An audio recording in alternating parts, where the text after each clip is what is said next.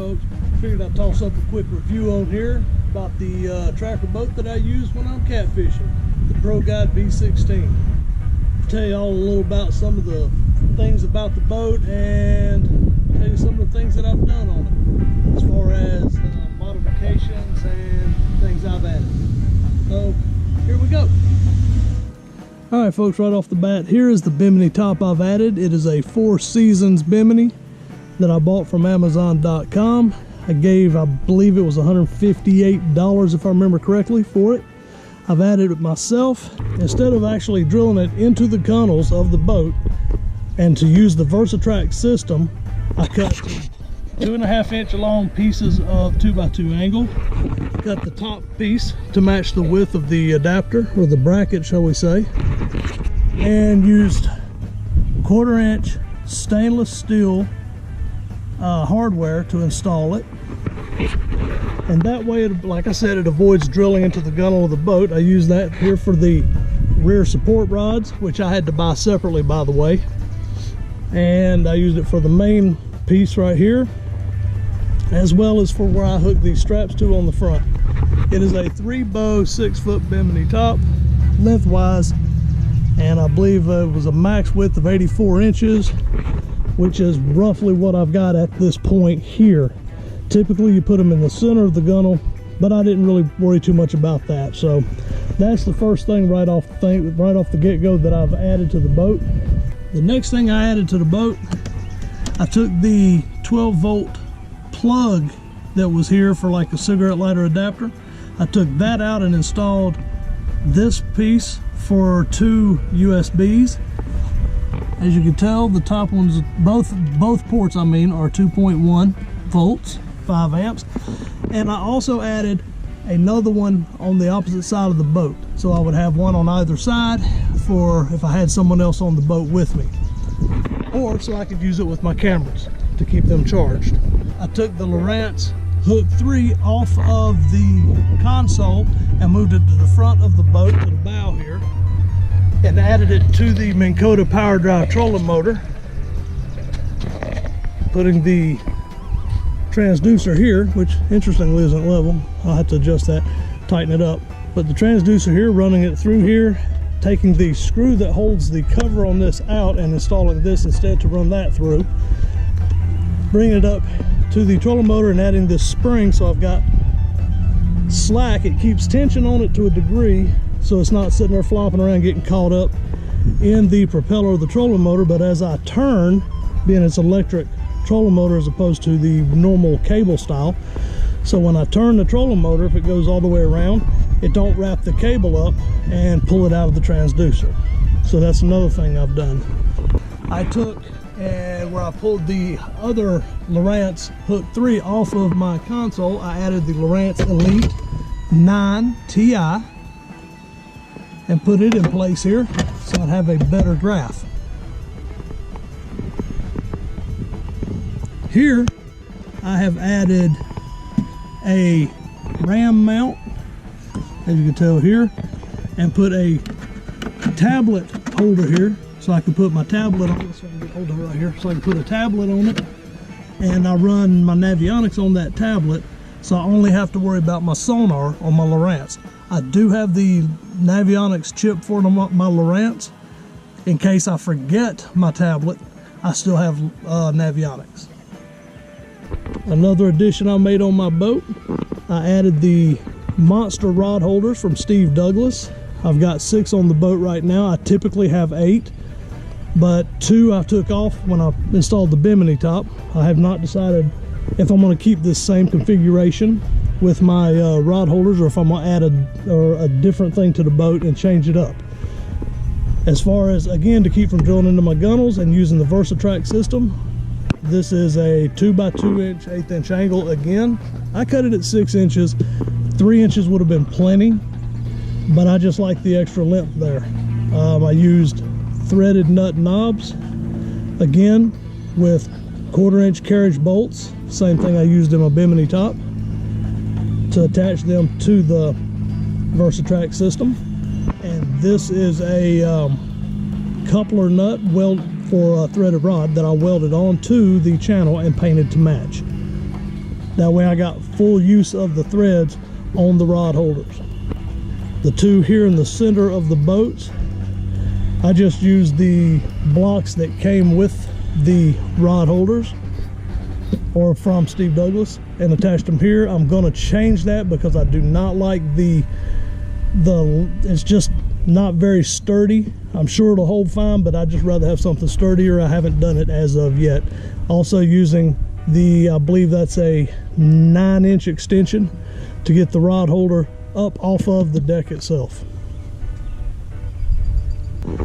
Okay, due to the fact there is not an entirely large amount of storage, I went to Walmart buying this 3-drawer cabinet drawer set, whatever you want to call it. I picked that up at Walmart. It slides, it's almost a perfect fit up under the console. And I added the bungee cord, a hole at the bottom and a screw at the top to keep the drawer from sliding open going down the highway or going across the lake. It actually works out quite well to keep a good bit of stuff in there stored, as well as using the glove box and additional storage that was on the boat already. Over here you see a piece of PVC tubing that I have got screwed to the sidewall.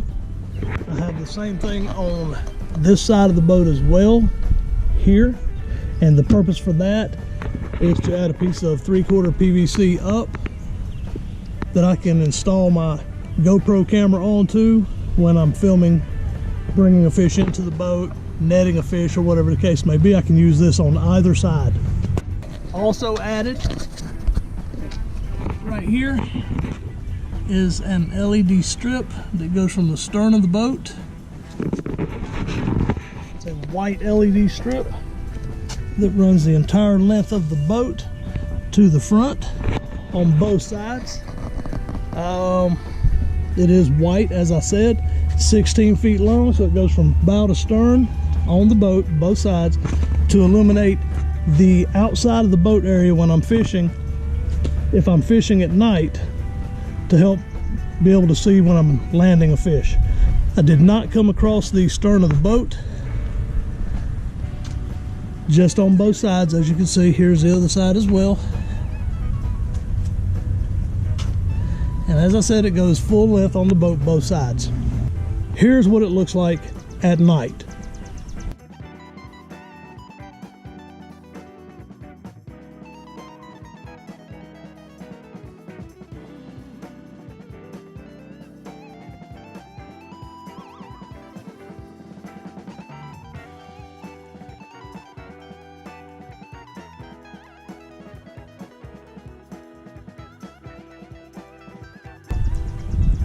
Also, I've added headlights to the boat, one on either side of the bow.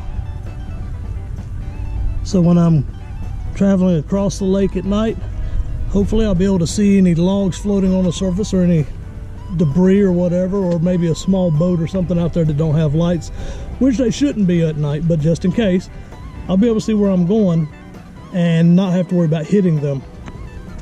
I used just a plain old piece of flat stock, 3/16 by 1 inch, 3/16 thick by 1 inch wide, and stainless steel hardware, screwing it right into the deck here. And I've got felt up underneath here so it don't sit there and rub the paint completely off of the boat. Also, these are painted to match, as you can tell, and they come down to the light. The wiring is run into here, which goes to a switch on my console. Here's what they look like at night.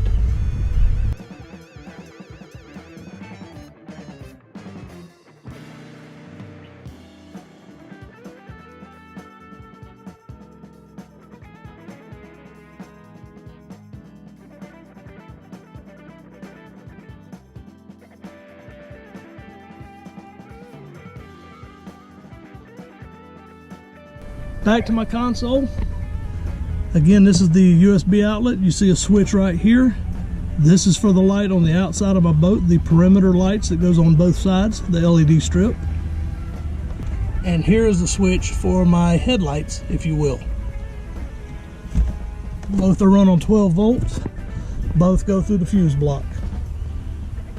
Okay, folks, in the bow of the boat, in this compartment, which goes all the way across, This is where the trolling motor battery is kept. I did add a 2-bank battery charger, which I had to take and wire in additional wiring to go around the outside of the boat, as you can see right there, and to the back of the boat where the starter battery is, so that I can charge both batteries off of this one 2-bank charger. A little bit about the boat itself. Runs a Mercury 4-strokes. I've got the 60 horse motor on it. I bought it off the lot. The maximum horsepower on this boat is a 90. I wish I'd gotten it. I'd have more speed on the lake. In fact, I could have gotten about 11 or 12 more miles an hour out of the boat. But with the 60 horsepower, me by myself, with everything you see in and on the boat, on plane, I can get 31 miles an hour in relatively smooth water. In a heavy chop, I'm still getting 29 to 30 miles per hour, even in a heavy chop. So it does really well in heavy chop. It's got a very smooth ride. The build quality seems to be relatively decent. I haven't had any issues with anything coming apart or falling apart. There are a few defects, if I could put it that way, that I'm not particularly crazy about, and I'll jump up here in the boat and I'll show you what they are. Okay, the first somewhat, I don't know if I want to call it a defect or build quality, is the fact that this just don't close right away. As you can see, it's just not a perfect match. All I got to do is pull it a little bit and it opens, or for that matter, I can come right here and just push away and it'll close. Not sure what the cause of it is other than build quality. As you can tell here, it's not quite level, and that could be just a simple case of adjusting these blocks right here to correct for that, and that may correct the windshield as well in closing. Otherwise, this is where the foot pedal is kept for the Minn Kota power drive. This is the one that come on the boat. Again, to cut costs, they put the probably cheapest trolling motor that you can get on this boat, and it still be electric as opposed to cable driven.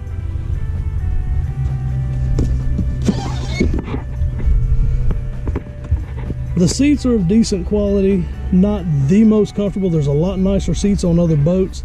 Again, they don't use the nicest stuff on these boats. That's how they keep the price down. The driver's seat, or captain's seat if you will, on this boat, it does slide forward and back as well as swivel 360 degrees. The passenger seat only swivels 360 degrees. It locks in place by this being up. Push that down and you get full swivel. This is the slide adjustment, as you can tell, on this seat. Okay, for rod locker storage, they have this particular compartment on both sides of the boat. And this side, which is the starboard side of the boat, they had the paddle, the rear stern light, forward stern light, and the fire extinguisher in there. Well, the only thing in here now is the paddle, and I may end up moving that as well, just to accommodate more room for my rods. As I said, that is on both sides. I relocated the fire extinguisher under the driver's side helm, or captain's helm, however you want to call it, and that gets it out of my way and keeps it out of my rod locker to give me a little extra space. Excuse all my garbage down here. I need to vacuum the boat out. On this side of the stern is the starter battery. You can see here where I brought my wires out for the 2-bank charger to keep this battery charged. So you really lose a little bit of storage space by that being there, but it's got to be somewhere, so there you have it. They added rod tie downs here as well as here to hold the rod still when you're traveling across the lake or down the road. I think they should have been a little closer together, Perhaps instead of being back here, having it here would have been better, because that way when you're traveling with shorter rods, sometimes I'll have a 6-foot rod on there, it just won't reach from one to the other. These just happen to be 7 and 7.5 foot rods, and as you can tell, it's getting a little thin on the back. So on this side of the stern, starboard side, just like the side where the battery is, this is for storage. Yes, everybody should carry a roll of this with them. This is where I keep a variety of things: my markers, my net, my cutting board. Some of my tackle stays in here, and I like to keep that tucked to this side because, as you can tell, this is lockable. This one is not lockable, but there's nothing in there but a battery. Both rod lockers are lockable, which is good, as well as your storage up front. This is the same compartment that I've got my dual bank charger in. It goes all the way across, as I said, and on this side I've got my drift sock and a few other things in there. Again, those are lockable. This is the Livewell that they put in here. It's actually pretty decent size. I don't know that I would want to put a trophy size catfish in there. Probably nothing more than about 25 pounds of a catfish, because it'd start to get crowded where they've got this set up for dividers. But if you're throwing bait fish or you're fishing with bass tournaments and stuff of that nature, it's perfect for that. It really is. Like I said, I catch bluegill and brim for bait, and I usually throw them in here and keep them alive till I need them, so they're nice and fresh. I don't really fish a lot of tournaments. If I start, I may pull this whole front deck off, pull that out, and have a tank made that's a little bit wider, or longer, shall I say, but width of the boat, and a little bit wider this way to accommodate a larger fish. Again, I'll have to wait and see. I don't know yet what I'm going to do there. For right now, it's going to stay the same. The jack they have on the trailer for this boat, again, it's only a 16-foot boat. The jack they have seems plenty sturdy enough. It is rated at 1,200 pounds, and sometimes I wonder if it shouldn't be rated a little bit more up here, but it seems so far to be doing fine. You can tell when I move the boat, if I have it extended, you can see it does pretty good here, but once I jack it all the way up, as I move the boat, it flexes quite a bit, so I try to keep it all the way down when I'm maneuvering the boat here at the house. The crank on it, so far I've had no issues. I've got a year's use of this boat so far, and I haven't had any issues whatsoever with it. The folding tongue on it, I find for myself, it comes in handy. With this particular boat, with the motor trimmed all the way down, it will fit in my garage, but just fit in my garage. The Livewell in front that I showed you, it does have auto and manual. It will recirc and pump out. It does all of it. Of course, here's a switch for the bilge pump and your horn. Nav lights are on that side as well as the starting. It has a tachometer and a trim gauge, a speedometer, and a fuel gauge. That's the gauges it has. And here's your throttle and trim switch. It does not have a bow trim switch on this boat. That may very well be an option. As I said, I got this boat off the lot, so I took it as it was. I've had zero problems out of the boat so far. Like I said, I'm a year into it, and probably in the next week or two I'll be taking it in for its service, for its 1-year service. I know I can do it. It's just a matter of changing oil in the engine and things of that nature, but I'd rather go ahead and get it on record for warranty purposes and all that, so they can't never say I did it wrong.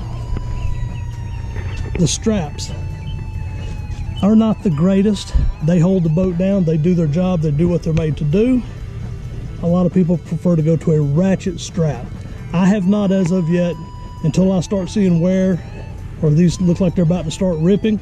I'm just going to keep using them because, as I said, they're doing their job. I see no point in replacing something that's working fine. So there you have it, folks.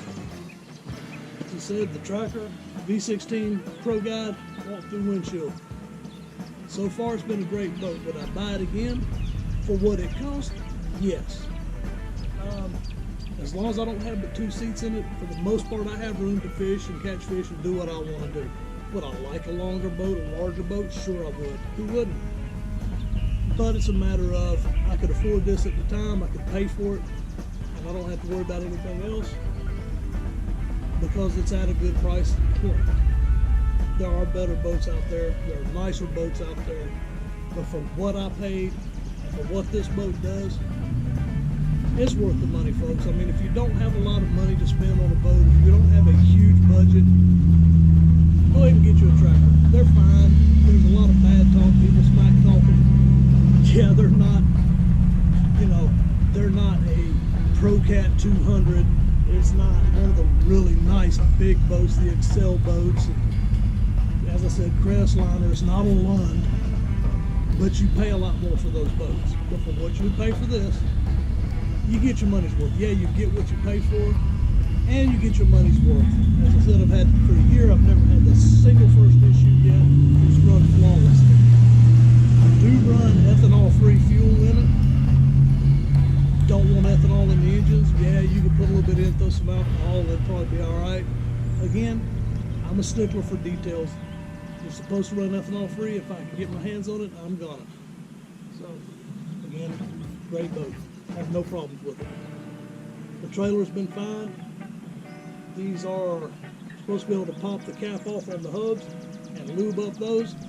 I haven't done it yet. Again, it's only been a year. I'm going to go ahead and probably do that in the next week or so. There you have it, folks. The modifications I've made to my boat and a little about the boat itself. I hope you've enjoyed the video. I hope it gave you some information that you can use, help you make a decision on a purchase.